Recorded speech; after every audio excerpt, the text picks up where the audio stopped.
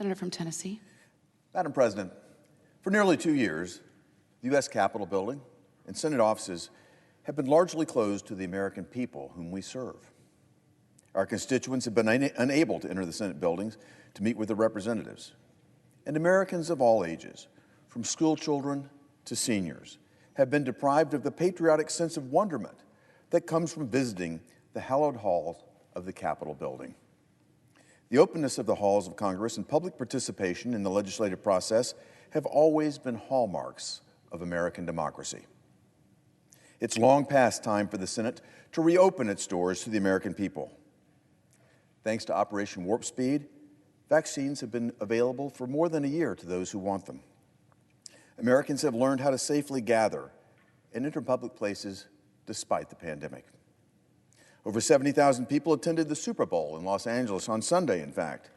Yet there are reports that some of the leadership in this building want to significantly limit the number of lawmakers that are allowed to attend President Biden's State of the Union address in just a couple of weeks.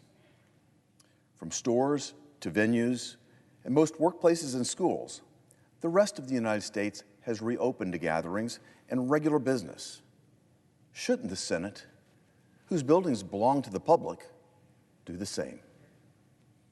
That's why I've introduced a resolution provided that the Senate first recognizes the importance of reopening the Capitol and Senate office buildings to the public, and second, supports returning to the pre-COVID visitor policies for areas within Senate jurisdiction. I'm pleased that 26 of my colleagues have joined me as co-sponsors of this resolution. Importantly, if there are operational matters that need to be worked out as part of reopening, this resolution provides no obstacle to doing so. It simply states that the Senate supports reopening and recognizes the importance of doing so. I'm asking my colleagues to join me today in support of access to American democracy and a return to normal life, and in opposition to endless pandemic lockdown. And I'm pleased to be joined here today by my colleague from Indiana, Mr. Brown. Madam President. Senator from Indiana. As a ranking member of the Legislative Branch Appropriations Subcommittee, I rise today in support of the Senator from Tennessee's resolution to reopen the Capitol and the Senate office buildings.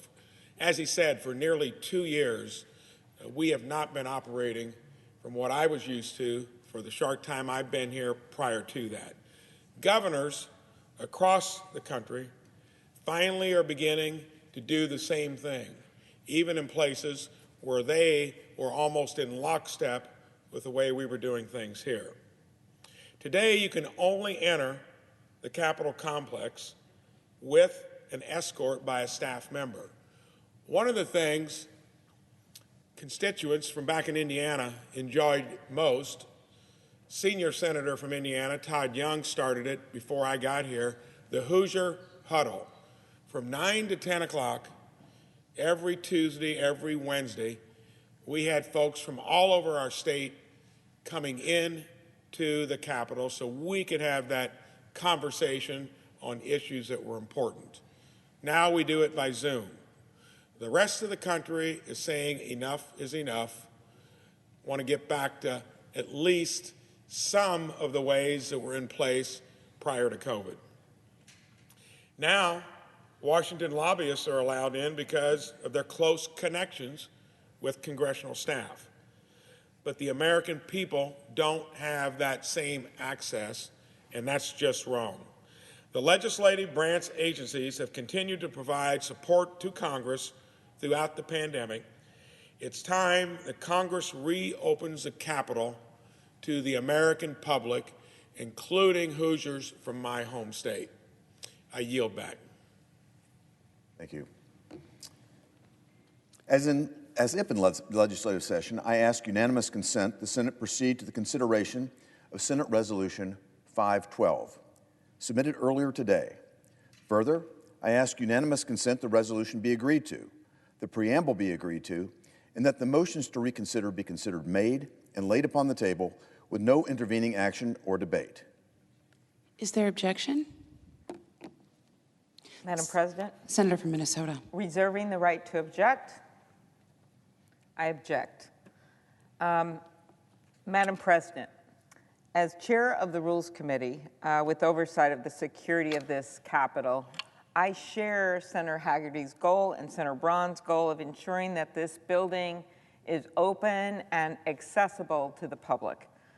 I agree with them that it is important to reopen the Capitol, and I personally can't wait to have my constituents back as well for our Thursday morning breakfast. But we must do this in a way that takes into account the health and safety of everyone who works here, and not just the senators. This is a decision for the Capitol Police Board in consultation with the medical experts in the Office of the Attending Physician. While the worst of the Omicron surge is behind us, and that is such a good thing, they have told us there is still work to do. At the same time, and I think this is one of our challenges as we look at how we're reopening and how we do it, because I think we'll end up doing this incrementally, and I hope we can start soon. At the same time, ongoing staffing challenges facing the Capitol Police are an important consideration that must be managed carefully by the Capitol Police Board. The Capitol Police are already stretched thin. More than 130 officers have left the force since the January 6th insurrection last year. At a Rules Committee hearing that I held with Senator Blunt just last month, Chief Major testified that the department is down 447 officers. Let me repeat that, 447 officers. The officers who remain have had vacations canceled and have worked significant overtime. The department, as we learned at our hearing of oversight, we had 2 in the last 3 months, the department has taken steps, and I personally asked about this, Senator Hagerty, because I care so much about reopening the Capitol. They've taken steps to address these shortfalls, including addressing the number of recruit classes with the goal of recruiting 280 officers per year for the next 3 years. That's additional officers. The department has also taken steps to retain officers already on the force, including by issuing retention bonuses and hazard pay. We took a very important step last summer on a bipartisan basis to provide funding for security improvements at the Capitol and to ensure that the Capitol Police have the resources to do their jobs when we passed the emergency funding bill led by Senator Leahy and Senator Shelby that the President signed into law.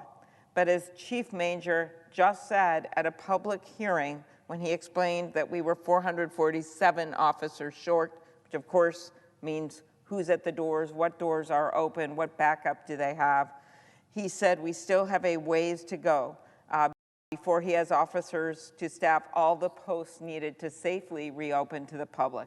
So there's still much more work to do. I, for one, am in favor of making changes so we can begin the process of reopening as soon as possible. The Capitol complex should, of course, reopen so Americans from across the country can visit and see our democracy at work. We are simply relying on the health and security experts to ensure that how and when we do reopen, that we do it safely for everyone that works there, including the staff. For these reasons, Madam President, I object. The objection is heard. Madam President. Senator from Tennessee. Madam President, I greatly respect my colleague from Minnesota, and I've enjoyed working with her on the Rules Committee. But her objection to this resolution provides an unfortunate but clear answer. No, Democrats don't support reopening the Senate. Hopefully, sometime soon, my Democrat colleagues will wake up to the fact that Americans are sick of endless lockdowns and the condescending message that it sends to the American people that they need government to tell them what to do. Regarding the objection that we need a more measured process in consultation with various officials, I talked with the Capitol Police Chief last week, and we can work with his team and the Sergeant-at-Arms to address any specific operational issues.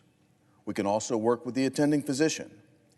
All of that's downstream of the basic question here, which is whether the Senate supports reopening.